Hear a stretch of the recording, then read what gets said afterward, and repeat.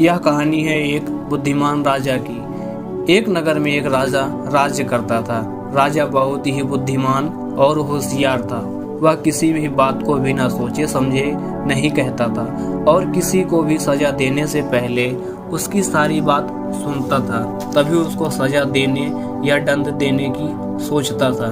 दूसरे देश की राजकुमारी उसकी बुद्धिमानी पर हमेशा शक करती थी और उसकी नए नए तरीकों से परीक्षा लेती रहती थी, लेकिन राजा हर परीक्षा में पास होता था और अपने दरबारियों को यह साबित कर देता था कि वह एक योग्य राजा है। एक दिन राजकुमारी राजा की बुद्धिमानी की परीक्षा लेने के लिए आईं। उन्होंने अपने हाथों में एक फूल की माला तथा दूसरे हाथों में कागज की माला ली थी, पर दोनों देखने में एक जैसे असली लगते थे। उन्हें कोई भी देखकर यह नहीं बता सकता था कि यह नकली फूलों की माला है या असली फूलों की। राजकुमारी राजा के पास आई और बोली, बताओ राजा, इनमें से असली फूलों की माला कौन सी है? राजा के दरबार में बैठे सारे दरबारी देखकर हैरान थे। उन्हें समझ नहीं आ रहा था कि कौन सी फूलों की माला है और कौन सी कागज की। राजा भी अपनी आंखों से देखकर हैरान और परेशान हो गया।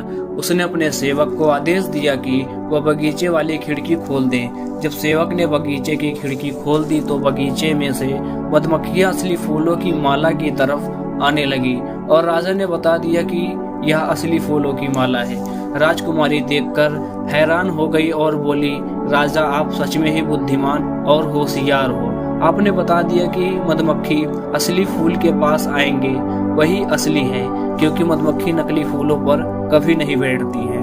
राजा के दरबार में बैठे सारे दरबारी राजा की बुद्धिमानी की प्रशंसा करने लगे और सब कहने लगे, हमें भी राजा की तरह चतुर और बुद्धिमान होना चाहिए, तभी हम संकट से बाहर निकल सकते हैं और अपने राज्य के सेवकों की सुरक्षा कर सकते हैं। अगर राजा बुद्धिमान है तो वह नगर की अच्छी तरह से देखभाल कर सकता है और अपनी परेशानी को भी दूर कर सकता है। राजा ने यह काम बहुत ही अच्छी तरह से किया था, जिसके बाद सभी लोग राजा की तारीफ करने लगे और कहा, हमें भी राजा की तरह बुद्धिमान होना चाहिए, तभी हम अपने राज्य को अच्छी तरह से चला सकते हैं। यहीं पे कहानी खत्म होती है।